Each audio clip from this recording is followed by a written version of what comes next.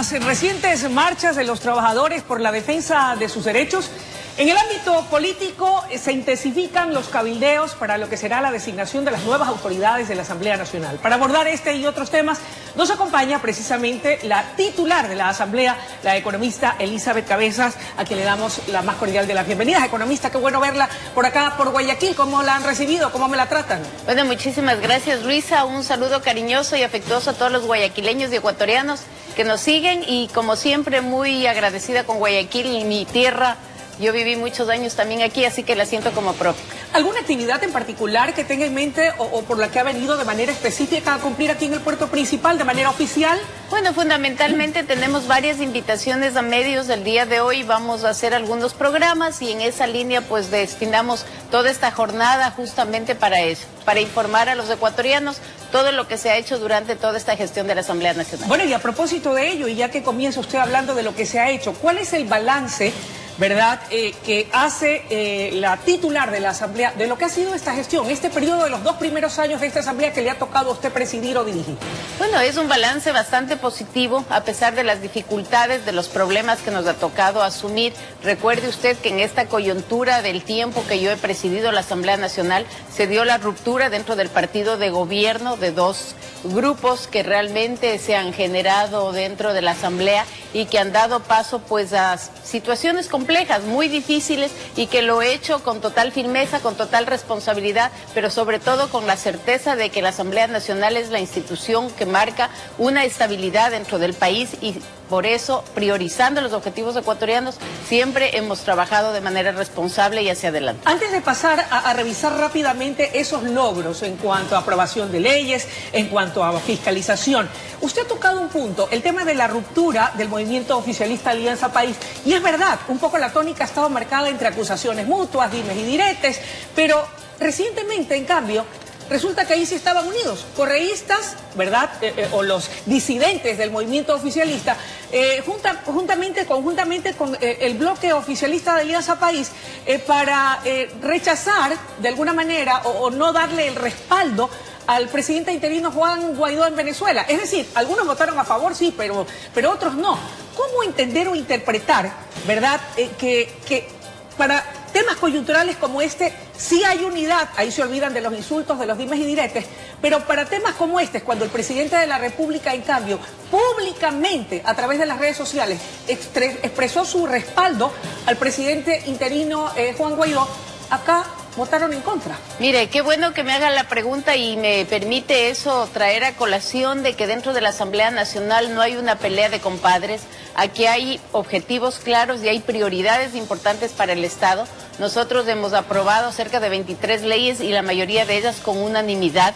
Y en el tema puntual al que usted hace referencia de Venezuela, la Asamblea Nacional ya se ha pronunciado sobre esos temas. Nosotros hemos tenido ya alrededor de 4 resoluciones aprobadas en distintos tiempos sobre distintas de las fases que en Venezuela se han venido dando justamente en este complejo proceso que se vive, y en esa línea tampoco puede la Asamblea Nacional, cada vez que hay un evento en el país vecino con los que tenemos consideración, respeto y ahora además entendemos el difícil problema que está viviendo, puede la Asamblea hacerse eco y pronunciarse permanentemente. Pero es que hemos no deja tenido sin piso 4 resoluciones. al presidente Moreno cuando espera tal vez que del bloque es que no, perdóneme, pero nosotros fuimos una asamblea que respaldó y reconoció al gobierno de Guaidó en su momento cuando tomó posesión, y ya lo expresamos de esa manera. ¿Por qué? Porque permanentemente no podemos estar abordando un mismo tema y son incidentes que se vienen dando de manera sucesiva sobre un tema ya puntual sobre el cual la Asamblea Nacional ya se pronuncia. Tal vez sí sea por eso que quienes en cambio sí respaldan lo que está ocurriendo, más allá de que hay gente a favor, obviamente, del presidente Nicolás Maduro y también a favor del señor presidente interino Guaidó. Al momento de revisar encuestas respecto de los resultados, de lo que opina la gente del trabajo de la Asamblea Economista, y usted lo conoce, seguramente está más informada que yo al respecto, la calificación es muy baja. ¿Por qué, economista? ¿Cómo interpretar? La gente no se siente en sintonía, no se siente representada, siente que la Asamblea le ha fallado.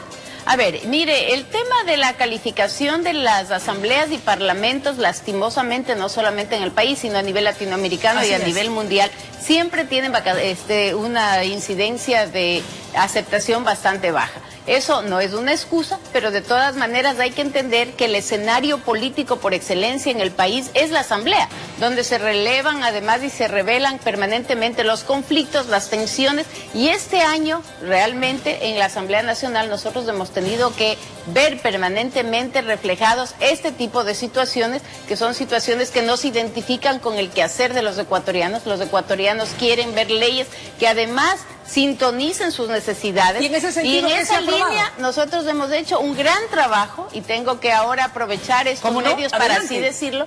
En el ámbito social nosotros hemos rescatado muchísimo, y con este espíritu de solidaridad que caracteriza, varias leyes relevantes, y voy a hacer referencia a algunas de ellas. ¿Cómo no? El tema del seguro social campesino, hemos incrementado la pensión jubilar de quienes son afiliados en el seguro social campesino a $100. Hemos aprobado una ley muy importante de educación superior para eliminar los problemas justamente de accesibilidad a las universidades.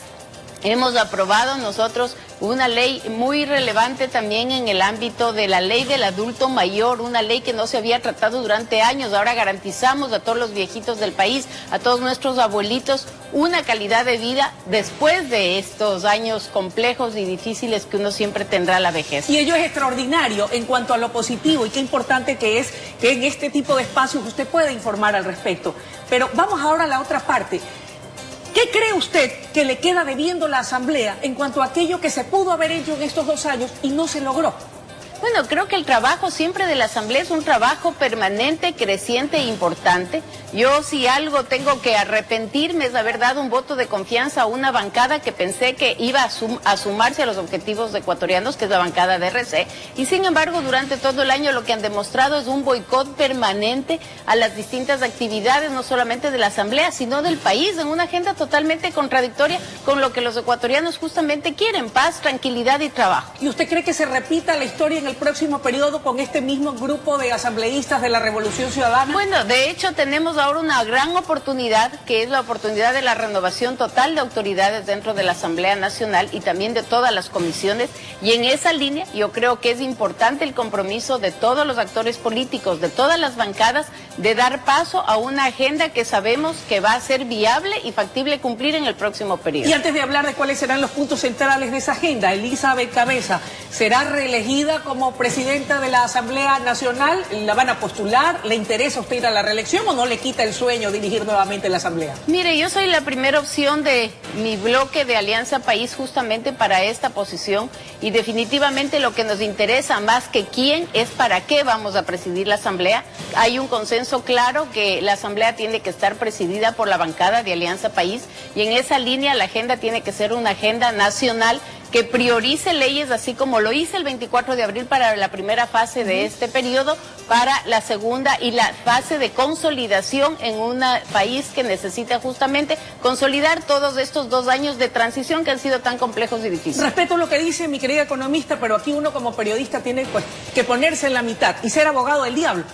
Los de Revolución Ciudadana y los de la oposición, o quienes dicen también ser de la oposición y no necesariamente pertenecen a este grupo, dicen en cambio todo lo contrario. Sostienen, sin dejar de desconocer su labor, algunos la aplauden, otros tienen pues sus objeciones, pero dicen que el próximo presidente o presidenta de la Asamblea por ningún concepto tiene que ser del movimiento oficialista. Ellos dicen que hay que buscar otras opciones para que haya un verdadero contrapeso de poderes y un equilibrio, para que la Asamblea pueda mejorar su imagen tan venida menos, entre otros escándalos por el tema de los diezmos, y así una serie de situaciones que dicen es mejor que vaya otro, no aquí no aplica aquello, no, que sea la economista Cabezas u otro del movimiento oficialista, no. ¿No cree usted que es hora de dar el paso a un costado para que más bien el próximo presidente o presidenta pertenezca precisamente a otra bancada, a otro movimiento, y así dar alternabilidad?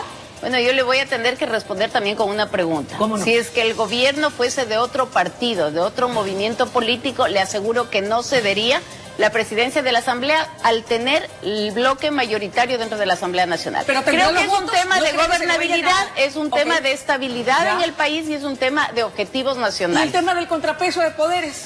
Bueno, eso está dado permanentemente en la Asamblea. Yo he tenido que liderar todo este último año una varias bancadas, una asamblea que tiene 5 grupos y con ellos hemos llegado a consensos y acuerdos. No necesariamente usted tiene que balancear y poner en manos de otra bancada la presidencia de la Asamblea Nacional cuando usted tiene que consolidar un proceso de estabilidad que además debe ser de interés de cualquiera de los líderes políticos nacionales que les interesa llegar a Carondelet en el 2021. Hay que hacer un buen trabajo ahora justamente para generar bases sólidas que les permitan a los próximos gobiernos tener estabilidad y gobernabilidad en este país. Ahora, ¿qué pasa si es que no cuentan con los votos y al final resulta otro el presidente? Todo puede suceder. Todo puede suceder. ¿Lo han considerado también? Y de hecho, pero por supuesto, a ver, en este momento hay varios opciones para la presidencia. Nadie tiene los votos para llegar por sí solo como partido y como movimiento político. Por lo tanto, la suma y los acuerdos son indispensables en la línea de los objetivos nacionales y de para qué se va a presidir la Asamblea en los próximos 2 años. Economista, y los puntos esenciales o medulares de esa agenda, usted lo ha dicho y yo creo que es lo que el país quiere. Indistintamente de quién se convierta en el próximo titular de la Asamblea, los ecuatorianos en general queremos que ese próximo periodo de la Asamblea sea de gente comprometida con los intereses nacionales. ¿Cuál será esa agenda? Bueno, nosotros, y yo quiero decirle, hay un rumbo para la Asamblea Nacional. Yo escucho con mucho entusiasmo a muchísimos de quienes ahora están aspirando a una posición dentro de la Asamblea, decir que la Asamblea tiene que cambiar de rumbo. Es importante concretar cuál es ese rumbo, hacia dónde vamos y hacia dónde el Ecuador tiene que caminar. Y en esa línea nosotros hemos hecho un importantísimo aporte, que es este documento que ha sido entregado ya al vicepresidente de la República, en el que nosotros aportamos ya con una agenda legislativa no hecha por la Asamblea Nacional, hecha por los ecuatorianos. Aquí participaron en la construcción de este documento 250 organizaciones que ya marcan y dicen cuáles son las prioridades. El tema de empleo es fundamental, el tema de inversión fundamental, el tema de producción fundamental. Porque ellos piden medidas de ajuste, una reforma tributaria que no sabemos cuál va a ser. Pero entonces todo eso requiere un trabajo legislativo responsable, importante y sobre todo con mesura, con respeto y con consideración, como se ha venido haciendo todo este último año. Estaremos muy atentos de lo que ocurra. Esperemos que sea lo mejor. Gracias, economista, por haber estado con nosotros. Amigos televidentes, ha sido la intervención de la economista Elizabeth Cabezas en su calidad de titular de la Asamblea Nacional. Es momento de ir a una breve pausa. Enseguida regresamos con mucho más desde la noticia, primera emisión.